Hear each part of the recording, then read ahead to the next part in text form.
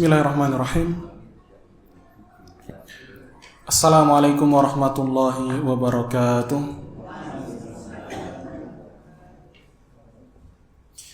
Innal hamdalillah nahmaduhu wa nasta'inuhu wa nastaghfiruh wa na'udzu billahi min shururi anfusina wa min sayyiati a'malina. May yahdihillahu fala mudilla lahu wa may yudlil fala hadiya lahu. Asyhadu an la ilaha illallah wahdahu la syarika lah wa asyhadu anna Muhammadan abduhu wa rasuluh. Allahumma salli wa sallim ala nabiyyina Muhammadin wa ala alihi wa sahbihi ajma'in. Amma ba'du.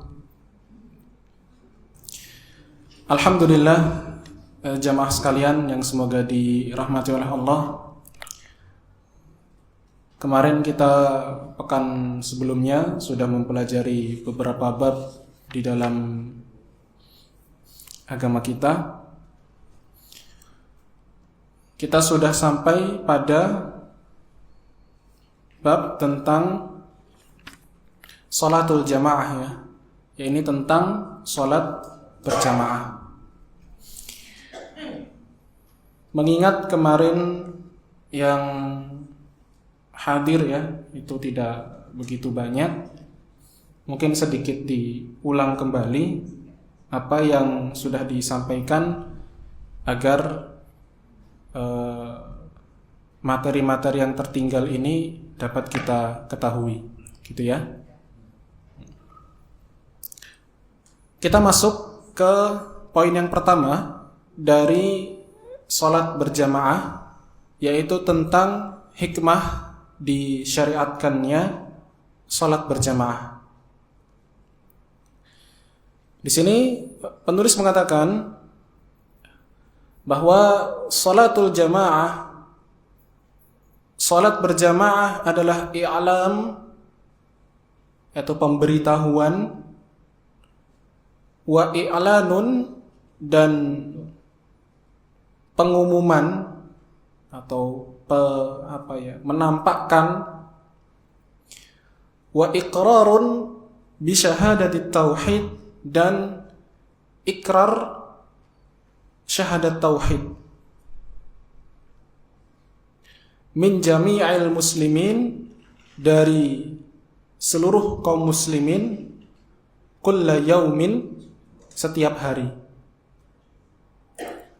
Wa salatul jamaah, dan sholat berjamaah itu madharun azimun. Apa madharun itu? Wujud nyata atau penampakan, penampakan yang agung, min madhahiril Islam, dari penampakan agama Islam atau syiar agama Islam. Yang mana sholat berjamaah ini yushbihu sufufal malaikah, menyerupai safnya para malaikat, fi ibadatiha, di dalam ibadahnya para malaikat. Jadi para malaikat pun itu ketika mereka beribadah itu juga bersaf-saf gitu ya. Mereka berbaris rapi. Ya, sama. Ketika kita melaksanakan sholat berjamaah pun kita juga berbaris dengan rapi. Meskipun sebagian orang masih kurang ya di dalam hal ini ya, kurang rapat lah atau kurang lurus lah. Ya, itu perlu diperbaiki ya, karena ini merupakan ibadah yang mirip dengan shafnya para malaikat. Kemudian dan juga menyerupai barisan pasukan fi qiyadatihim, di dalam kepemimpinan mereka. Jadi mirip dengan barisannya para pasukan. Pasukan itu kan ketika berperang mereka berbaris gitu ya. Berbaris dengan rapi, ada komandannya. Ya, kalau bahasanya apa? Kalau bahasa dalam militer itu apa? Yang menjadi komandan perang itu apa? Panglima. Ya. Dan pasukan itu pasti mengikuti instruksi dari panglima.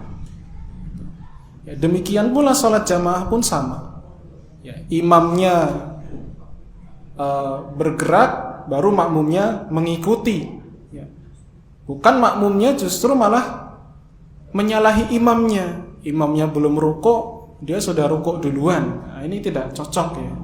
Berarti itu kurang dalam kepatuhannya terhadap imamnya, itu dia kurang. Ya. Wahiyya sababun, dan sholat jamaah itu merupakan penyebab litawaddi bainan nas, terciptanya kasih sayang di antara manusia. Ya.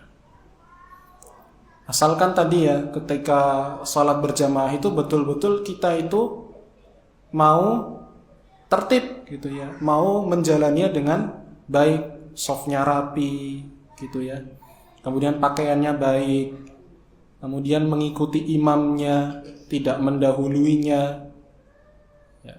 Maka akan timbul saling tadi tawaddi bainan nas, terciptanya kasih sayang di antara manusia ya, karena itu simbol persatuan ya. Salat berjamaah itu adalah simbol persatuannya kaum muslimin. Kalau kita justru di dalam melaksanakan sholat jamaah asal-asalan, imamnya ruku, dia nggak ikut ruku, berdiri sendiri. Yang lain udah pada ngikuti imamnya, dia malah mendahului. Yang lain softnya sudah lurus, dia malah menyelisihi. Yang lain sudah merapatkan softnya, dia malah menyendiri. Berarti kan ini kurang dari sisi persatuannya. Kemudian wa mahabbati ba'dihim li ba'din, dan tercipta saling cinta satu sama lain.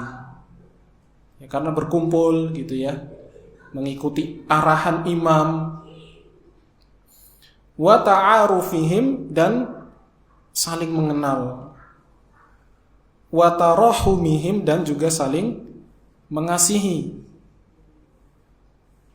Kemudian wa ta'atufihim, dan saling ta'atuf itu empati ya, saling empati. Wa dhuhuri izzatihim, dan menampakkan kemuliaan mereka. Jadi dengan sholat jamaah ini Islam itu tampak mulia. Oh, ternyata orang Islam itu kompak ya. Ternyata orang Islam itu nurut dengan imamnya gitu ya. Kan kalau kita lihat video sholat berjamaah gitu ya di Masjidil Haram itu ya, itu kan ketika iqomah ya, mana orang waktu itu bertebaran, tapi ketika iqomah mereka bisa berkumpul, mereka bisa menyusun shaf hanya dalam waktu sekian detik. Tidak butuh waktu lama, hanya dengan panggilan iqomah, hanya dengan ucapan istau gitu ya. Mereka bisa menyusun shaf dengan rapi, tanpa ada yang harus sikut-sikutan satu sama lain gitu ya. Hanya dalam waktu beberapa detik itu bisa tersusun dengan rapi shafnya. Jadi nampak kemuliaan Islam itu jadi nampak. Kemuliaan kaum muslim itu jadi nampak dengan adanya sholat berjamaah. Wa quwwatihim, dan juga kekuatan mereka. Jadi semakin kaum muslim ini semakin kompak, semakin solid, semakin di dalam sholat berjamaah itu semakin bagus, akan nampak, wah, kaum muslimin itu ternyata kuat ya, tersusun rapi, kokoh gitu ya. Wa wahdatihim, dan juga persatuan mereka. Dengan adanya sholat berjamaah ini jadi nampak persatuannya. Ternyata umat Islam itu sama, tidak ada bedanya. Mereka sholatnya sama. Yang rukuk ya semuanya ikut rukuk, imamnya sujud ya ikut sujud. Ya kelihatan kelihatan persatuannya.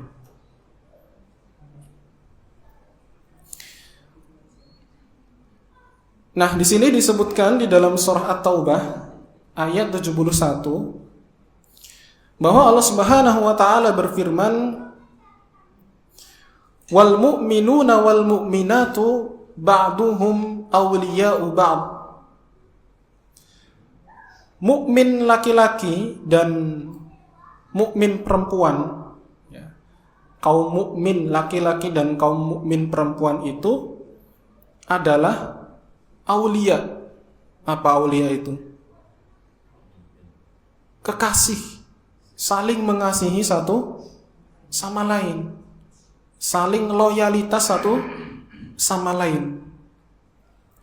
Mereka ya'muruna bil ma'ruf, senantiasa beramar ma'ruf, wa yanhauna 'anil munkar, dan mencegah kemungkaran. Kemudian wa yuqimunas shalah, mereka mendirikan salat, wa yu'tunaz zakah, dan mendatangkan zakat atau membayar zakat, wa yuti'unallaha wa rasulah, mereka patuh kepada Allah dan juga Rasulnya. Dan memang itulah sifatnya kaum mukminin. Ya. Jadi seorang itu kalau ingin sempurna gitu ya, keimanannya lakukan ini. Amar ma'ruf. Amar ma'ruf itu perintah kepada kebaikan, mengajak kebaikan, ya. Mengadakan acara-acara kebaikan, mengajak orang untuk melakukan kebaikan. Nahi mungkar itu ya memperingati hal-hal yang mungkar. Nah, yang susah itu nahi mungkar gitu ya. Kadang-kadang orang itu kalau di nahi mungkar itu apa? Tersinggung. Ya. Karena apa? Merasa apa yang dilakukan itu niatnya baik. Ya, karena merasa niatnya baik, ketika ini disalahkan itu tersinggung. Ya, dan itu lumrah ya. Makanya setiap para nabi dan rasul itu diutus ketika mereka itu nahi mungkar, melarang orang untuk berbuat kesyirikan, melarang orang untuk menyembah berhala-berhala, Tuhan-Tuhan selain Allah. Itu marah. Reaksinya marah. Kenapa? Karena mereka lakukan itu niatnya itu baik. Saya melakukan kebaikan kok, saya ibadah kok dilarang. Kan gitu kan? Ya, tapi masalahnya ibadahnya itu salah. Seharusnya tidak ditujukan kepada berhala. Nah, maka inilah yang menjadi tantangan gitu ya. Kalau kita itu ingin sempurna imannya, ya kita mau nggak melakukan itu nahi mungkar, peringatkan orang yang salah, dan siap-siap, nah itu diajak gelut atau dijauhi, ya, dijauhi. Ya, tapi tentu ini kita harus lakukan dengan bijak gitu ya, pelan-pelan, dikasih tahu pelan-pelan, itu harus bijak. Tapi kok kalau kita sudah bijak, tapi kok malah diajak gelut, ya sudahlah, itu urusan dia dengan Tuhannya. Kemudian ulaika, mereka itu sayarhamuhumullah, akan dirahmati oleh Allah. Innallaha azizun hakim, sesungguhnya Allah itu maha mulia lagi maha bijaksana. Jadi kalau dikaitkan dengan sholat berjamaah ya, itu ya tadi yuqimunas shalah, orang iman itu mendirikan sholat, mengerjakan sholat dengan berjamaah. Mereka saling mengasihi satu sama lain. Itulah hikmah, diantara hikmah disyariatkannya sholat berjamaah.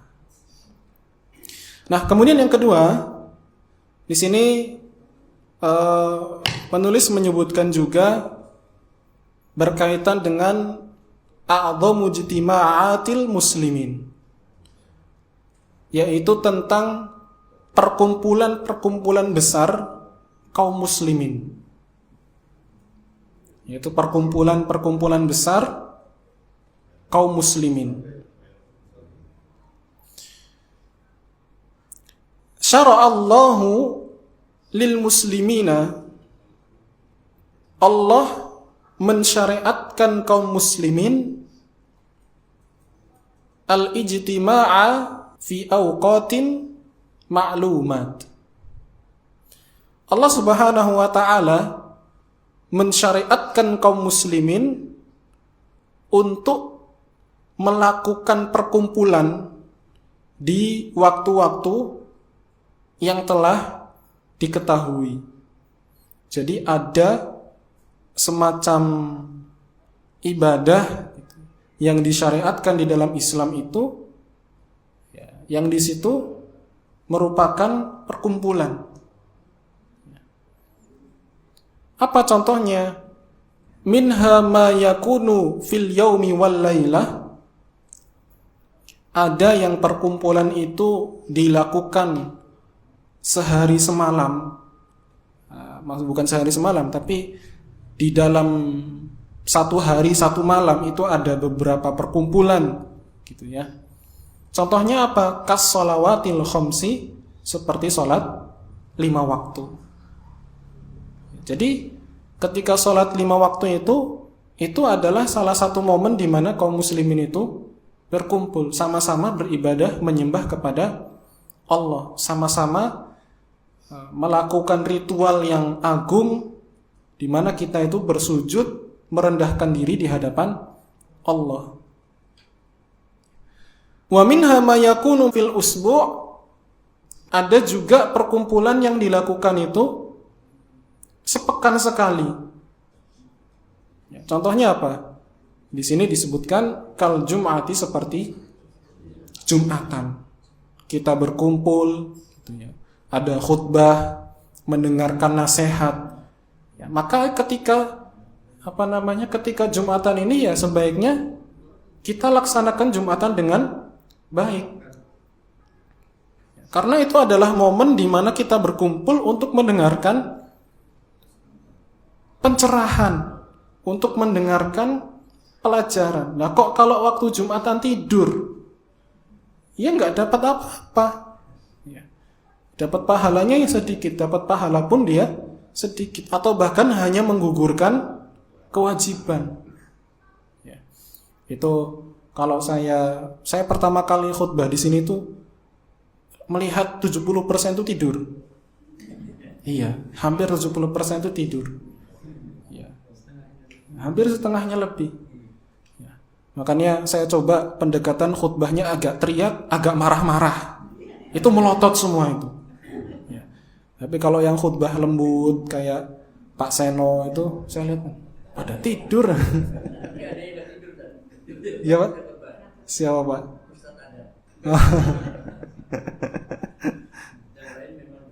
Iya.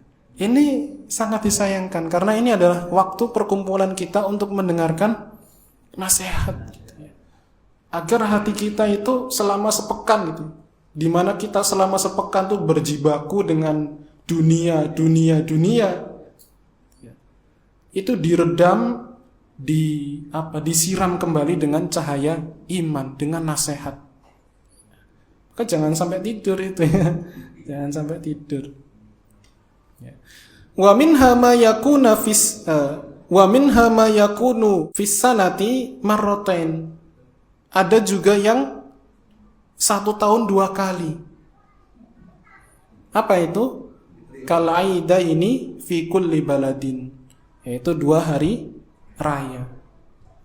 Ya sama, ini juga momen kita itu berkumpul, kita mengadakan sholat besar-besaran di tanah lapang, mendengarkan khutbah. Kalau Idul Adha itu menyembelih sapi, menyembelih kambing. Di Arab ya nyembelih unta. Ya, meskipun sebenarnya ibadah menyembelih itu sebenarnya itu sendiri-sendiri ya sebenarnya ya. Cuman kan kalau tradisi kita itu bareng-bareng gitu ya, bareng-bareng terus dikoordinir. Ya itu nggak masalah. Ya, meskipun asalnya itu ya itu ibadah sendiri-sendiri. Ya, yang bareng-barengnya kapan? Ya ketika sholatnya. Ya, itu setahun 2 kali. Wa minha ma yakunu fis sanati marratan. Dan ada yang setahun sekali. Contohnya apa? Li'umumil muslimin kal haji. Untuk kaum muslimin secara umum yaitu haji. Tidak mungkin ya haji setahun 2 kali. Karena kan waktunya sudah ditentukan. Ya. Kemudian wa minha ma yakunu masyru'an kulla waqtin kal umrah. Ada juga yang berkumpulnya setiap waktu seperti umrah. Umrah kan bisa dilakukan kapan aja ya. Enggak nyampe sehari ya kalau umrah ya. Jalan-jalannya yang bikin sepekan itu. Ya, paling 2 jam, 3 jam ya. Yang bikin lama itu rekreasinya. Wisatanya. Ya, umrah itu kan berkumpul ya. Di Masjidil Haram, ya, tawaf, ya, sa'i dan lain sebagainya. Yaitu perkumpulan kaum muslimin ya. Bisa dilakukan kapanpun. Wa minha ma yakunu masyru'an 'inda taghayyuril ahwali, dan ada yang disyariatkan ketika terjadi perubahan keadaan. Ya. Perubahan keadaan-keadaan tertentu. Contohnya apa? Ka sholatil istisqa'i wal kusuf, seperti sholat minta hujan dan gerhana. Ketika kering, ayo kita kumpul, kita berdoa kepada Allah minta hujan. Ya. Atau ketika ada kebakaran kemarin ya, kebakaran hutan, kok kebakarannya kemana-mana, hujan tidak turun-turun, ini kayaknya solusinya hujan deh. Ya kita kumpul gitu ya, berkumpul, ayo kita kumpul, kita minta kepada Allah agar Allah menurunkan hujan di sana, agar apinya segera padam. Ya. Dan juga kusuf ya, kusuf itu apa? Gerhana. Wah, ini ada fenomena gerhana, adalah tanda kekuasaan Allah, di mana Allah itu menakut-nakuti hambanya. Ya, jadi kusuf gerhana ya, baik itu gerhana bulan ataupun matahari. Ya. Itu sebenarnya adalah cara Allah untuk menakut-nakuti hambanya, bukan menghibur ya sebenarnya ya. Nah, sebagian orang kan gerhana itu seperti apa ya? Seperti hiburan gitu ya. Bukan, itu justru cara Allah nakut-nakutin hambanya. Ini persepsi kita harus beda gitu ya dari kebanyakan orang awam gitu ya. Orang awam itu mikirnya gerhana, wah hiburan ya, bagus ya. Kalau kita kaum muslimin tidak. Justru adanya gerhana itu adalah tanda kekuasaan Allah, sehingga kita takut, oh ternyata Allah Maha Kuasa ya. Sehingga kita berkumpul untuk mengadakan sholat kusuf karena kita takut kepada Allah. Ya. Itu perkumpulan ya, perkumpulan kaum muslimin ketika tadi terjadi momen-momen tertentu. Kemudian ada juga wa minha ma yakunu masyru'an idza hadatsa amrun. Ada juga yang disyariatkan ketika terjadi satu perkara, terjadi satu kejadian tertentu. Contohnya apa? Ka sholatil janazah wal khauf, seperti sholat jenazah dan sholat khauf. Kalau sholat jenazah itu dilakukan ketika ada yang meninggal, ya, kita sholati tanpa rukuk, tanpa sujud. Kalau sholat khauf kita lakukan ketika berperang ya. Nah, jadi kalau berperang itu ada namanya sholat khauf. Itu tata caranya nanti ada sendiri, namanya sholat khauf ya. Jadi ada yang jaga-jaga megang senjata, sholat sambil megang senjata gitu ya. Pernah kebayang gak Bapak Ibu sholat sambil megang senjata? Ya barangkali suatu saat kita akan mengalami. Berharap Bapak untuk mengalami. Gimana Pak? Oh iya. Tapi kan pasti ada pasukan yang itu Pak. Pasukan darat itu kan pasti tetap ada. Pakai drone ya sekarang. Iya. Pakai drone sholat. Misalkan lagi waktu sholat, khawatirnya ada drone lewat gitu. Sholat khauf. Yang lainnya tuh jaga-jaga, liatin atas, mau ada drone nurunin apa ya. Ya, salat khauf ketika perang. Nah, itulah perkumpulan besar kaum muslimin ya. Jadi kaum muslimin ini sudah punya perkumpulan sebetulnya. Sudah punya momen-momen untuk berkumpul yang itu disyariatkan oleh Allah. Salah satunya apa tadi? Yang kita bahas yaitu salat jamaah ya. Kemudian berikutnya, poin yang ketiga yaitu hukmu salatil jamaah. Hukum salat berjamaah. Penulis rahimahullah mengatakan, tajibu salatul jamaah, wajib hukumnya salat berjamaah ala kulli muslim, bagi setiap muslim, mukallafin yang mukallaf, qadirin yang mampu, memiliki kemampuan, minar rijali laki-laki, lis salawatil khamsi, untuk salat 5 waktu. Hadaron, baik itu ketika hadaron itu mukim ya. Bahasa kita mukim, artinya tidak dalam keadaan safar. Wasafaron, ataupun dalam keadaan safar. Fi halil amni, baik dalam keadaan aman, tidak perang. Wa halil khauf, dan dalam keadaan takut, dalam keadaan perang. Jadi wajib salat berjamaah itu wajib bagi muslim yang apa tadi? Mukallaf, mampu, laki-laki, khusus untuk salat 5 waktu saja, baik dalam keadaan mukim atau safar, dalam keadaan aman ataupun takut, ya, khauf itu. Nah, itu gimana itu? Yang ada yang mengatakan sunnah muakkadah itu, ada yang mengatakan wajib kifayah, yaitu perbedaan saja, ya. Perbedaan di dalam menyimpulkan. Iya, ada yang juga berpendapat sunnah muakkadah. Jadi memang terbagi gitu ya.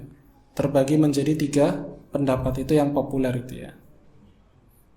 Tapi Allah alam ya, dari sekian banyak pendapat itu, ya kalau kita tidak ada uzur ya sebaiknya dilakukan sholat berjamaah.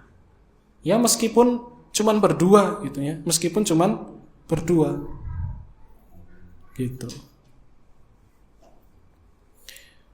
Lah kalau misalkan jamaahnya sudah bubar gimana?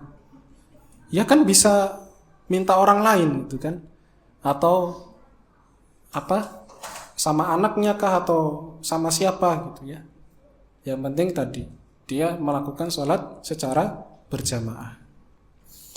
Apa dalilnya? Di sini penulis memaparkan 4 dalil.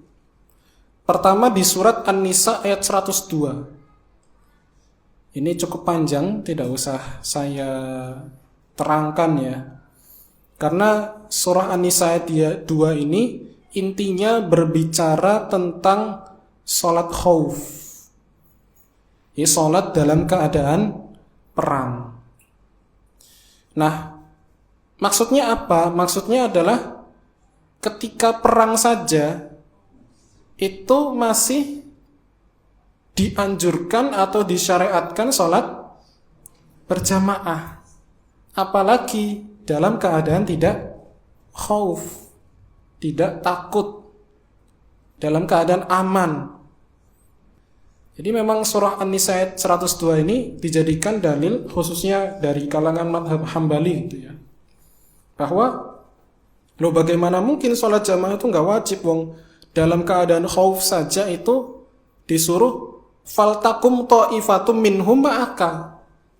Ya, hendaknya mereka itu, sebagian mereka itu mendirikan sholat bersama Nabi Muhammad. Maksudnya melaksanakan sholat wajib gitu, bersama Nabi, sholat berjamaah bersama Nabi. Itu aja kondisinya dalam keadaan perang, apalagi dalam keadaan aman. Ini adalah yang dijadikan dalil. Ya, saya bacakan sedikit.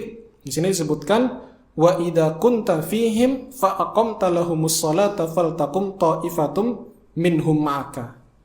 Itu dalil atau hujjah yang digunakan oleh mereka yang berpendapat bahwa sholat jamaah ini adalah wajib. Ya, meskipun sebagian ada yang menyangkal juga. Loh enggak, itu ayat itu hanya menjelaskan tentang tata cara saja gitu. Ya, itu tidak kita bahas ya, nah itu panjang lebar. Ya, panjang lebar. Yang penting kita tahu bahwa dalil yang digunakan oleh mereka yang berpendapat sholat jamaah itu wajib itu ya ini. Ya, jadi mereka menganggap sholat khauf saja dilakukan secara berjamaah, apalagi dalam keadaan aman, tentu lebih ditekankan lagi. Itu yang pertama. Kemudian yang kedua, di sini dalil yang digunakan adalah surah Al-Baqarah ayat 138, di mana Allah Subhanahu wa taala berfirman, "Hafidhu 'alas shalawati was shalatil wusta wa qumu lillahi qanitin." Jagalah kalian terhadap salat-salat 5 waktu dan salat wusta, wa qumu. Nah ini, berdirilah kalian lillahi kepada Allah qanitin dengan ketundukan. Ini kan jamak gitu ya. Kumu, berdirilah kalian semua. Jadi menggunakan dalil ini sebagai dalil wajibnya sholat berjamaah. Karena kalau kalimatnya jamak itu kan berarti menunjukkan banyak gitu ya. Fi'il amr yang jamak. Ya, fi'il amr itu apa? Kalimat perintah untuk jamak. Ya, untuk banyak yang diajak bicara tuh banyak gitu. Khitabnya itu jamak. Itu yang kedua. Yang ketiga, ini dibawakan satu hadis ya, dari Abu Hurairah radhiyallahu anhu, anna Rasulullah sallallahu alaihi wasallam qala, bahwa Rasulullah bersabda, apa kata beliau? Walladzi nafsi biyadihi, demi zat yang jiwaku berada di tangannya, maksudnya demi Allah. Laqad hamamtu, saya sangat ingin. Jadi beliau bersumpah, demi Allah, saya sangat ingin sekali. An amura bihatabin fayuhtoba, untuk memerintahkan orang agar mengumpulkan kayu bakar. Summa amura bisolati, kemudian aku perintahkan salat. Fayu'addana laha, dan mengazani salat itu. Summa amura rajulan, kemudian aku perintahkan seorang laki-laki. Faya umman nas, untuk mengimami orang-orang. Jadi beliau ingin sekali menyuruh orang untuk mengumpulkan kayu bakar. Kemudian dia perintahkan azan untuk sholat, dan perintahkan salah satu orang untuk ngimami. Summa ukhalifu ila rijalin, kemudian aku akan ukhalif gitu ya. Ukhalif itu menyelisihi, maksudnya mendatangi, tidak ikut jamaah gitu ya. Dia mendatangi ila rijalin, laki-laki, fa uharriqu alaihim buyutahum, kemudian aku bakar rumah mereka.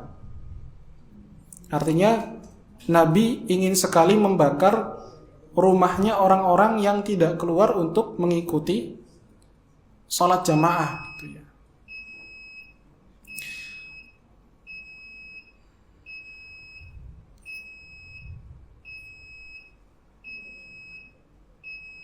Lama sekali titik-titiknya. Kemudian walladzi nafsi biyadi, demi Allah. Ya, kalau diterjemah letterlek ya, demi zat yang jiwaku berada di tangannya.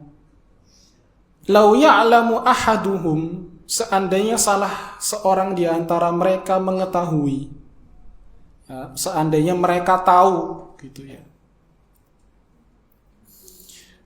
annahu yajidu abman saminan, dia dapati daging yang gemuk, dia mendapati daging yang gemuk,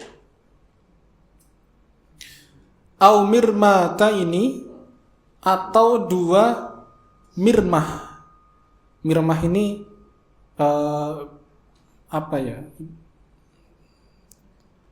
Sebenarnya bisa diterjemahkan kedua ini ya, 2 makna gitu ya. Bisa dimaknai mirmah itu adalah daging, ya, potongan daging di antara 2 kuku kambing. Ya. Atau juga bisa diterjemahkan 2 anak panah khusus untuk latihan. Hasanata ini yang bagus, 2 mirmah yang bagus, maka la syahidal Isya, dia akan mendatangi sholat Isya. Artinya apa? Artinya di sini Nabi itu mengancam orang-orang yang tidak menghadiri sholat Isya. Ya, karena memang itu waktu-waktu krusial itu ya. Udah capek, ya udah malam, pengennya santai gitu ya. Ngantuk, lapar. Ya macam-macam lah. Jadi yang bisa mendatangi itu ya hanya orang-orang yang memang benar-benar pengen sholat gitu ya, yang pengen sholat jamaah. Bahkan Nabi mengancam itu, ini orang-orang tak bakar aja apa ya rumahnya gitu ya. Ya meskipun beliau tidak melakukannya, tapi beliau sangat ingin sekali hal itu terjadi. Ya. Tapi bukan berarti terus kalau ada yang nggak jamaah terus kita bakar saja rumahnya. Jangan ya. Nabi nggak melakukan, Nabi hanya ingin saja. Artinya sholat jamaah itu adalah sesuatu yang penting. Sampai-sampai Nabi itu mengancam. Itu ada di hadis riwayat Bukhari nomor 644 dan Muslim nomor 651. Diazani dulu, nanti kita lanjutkan 1 hadis lagi. Silakan diazani. Kita lanjutkan 1 hadis lagi. Ini sama dari Abu Hurairah. Beliau menceritakan, atan Nabiyya sallallahu alaihi wasallam rajulun a'ma. Suatu ketika ada lelaki buta itu mendatangi Nabi sallallahu alaihi wasallam. Ya, kalau saya baca di syarah hadis ya, itu laki-lakinya itu bernama Ibnu Ummi Maktum. Itu salah satu muazzinnya Rasulullah juga. Salah satu muazzinnya Rasulullah.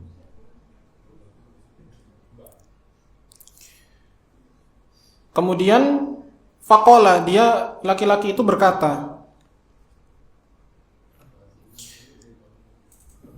ya Rasulullah, wahai utusan Allah, innahu laisa li qaidun, saya tidak punya penuntun, yaquduni ilal masjid, yang menuntunku ke masjid. Yang namanya orang buta itu kan butuh penuntun ya, untuk dia bisa mendatangi masjid atau mendatangi satu tempat. Fasa'ala Rasulullah sallallahu alaihi wasallam, maka dia meminta kepada Rasul ayyurakhisa lahu, agar memberinya keringanan. fayusalli fi baitihi, maka dia sholat di rumahnya.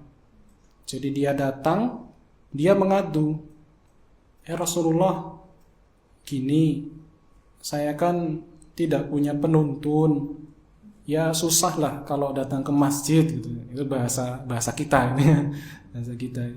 Ya kasih keringanan lah, biar saya sholat di rumah saja. Gitu. Bahasanya minta keringanan, kita minta rukhsah.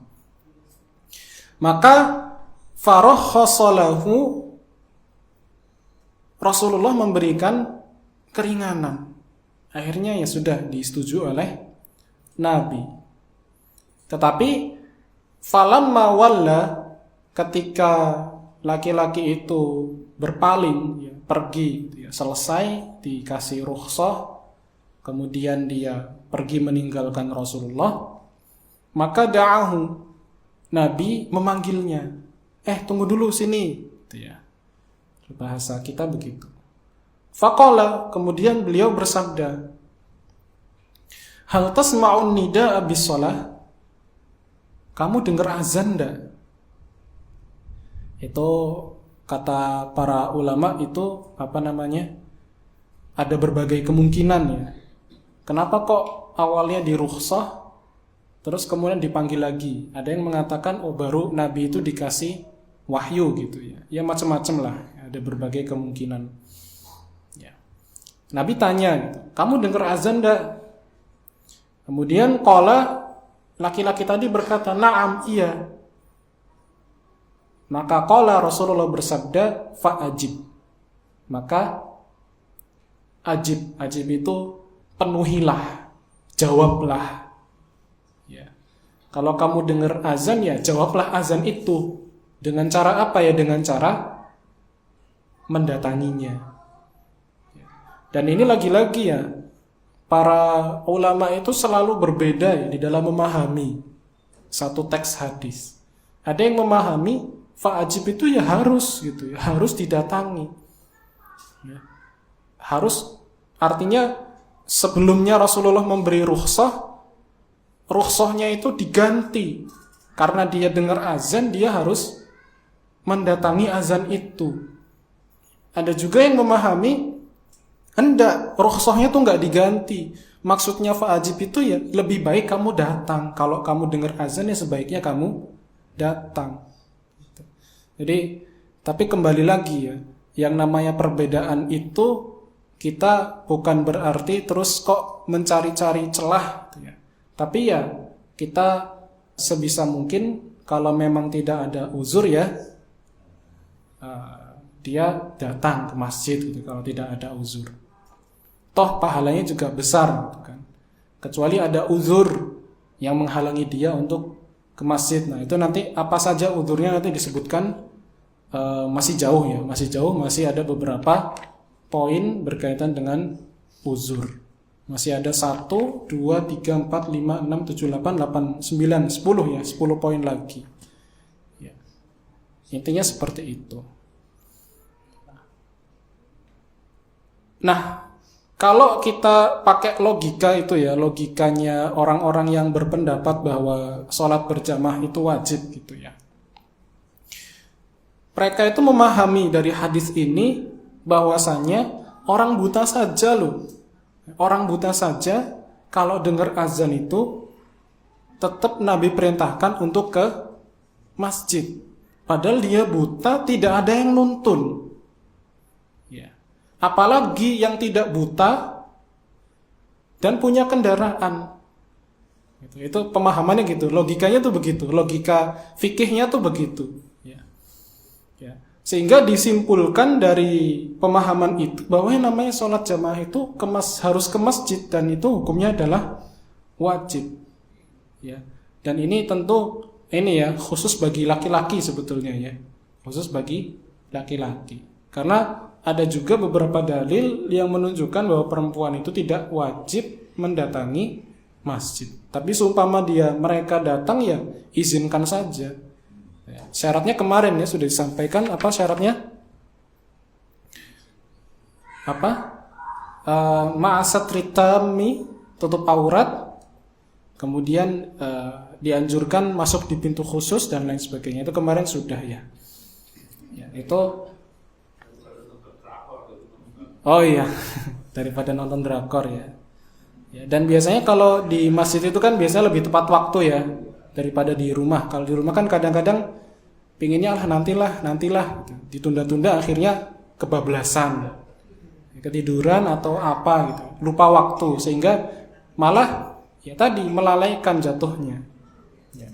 Nah, seperti itu yang tadi hadisnya itu ada di Sahih Muslim nomor 645. Bukhari, maaf. Sebentar. Ini nomor benar Muslim nomor 653. Muslim nomor 653. Yang tentang hadis tentang orang buta. Nah, itu kalau ingin ngecek ya, itu bisa download di Play Store, sekarang udah canggih ya. Kalau ingin ngecek hadisnya ada di Play Store, cari saja nama aplikasinya tuh Ensiklopedia Hadis. Ya cuman saya pesen terjemahannya itu jangan ditelan mentah-mentah, karena itu kan pasti akan ada kesalahan ya, namanya terjemahan. Orang saya saja kadang ngisi kajian dengerin kembali rekaman itu, kayak ada yang salah deh dari penyampaian saya gitu ya. Itu wajar, namanya juga manusia gitu ya. Jadi kalau pengen ngecek itu saya sarankan boleh ngecek, tapi jangan ditelan mentah-mentah terjemahannya. Demikian, mudah-mudahan bermanfaat. Kita akhiri dengan hamdalah dan kafaratul majlis. Alhamdulillahirabbil alamin. Subhanakallahumma bihamdik asyhadu an la ilaha illa anta astaghfiruka wa atubu ilaik. Assalamualaikum warahmatullahi wabarakatuh.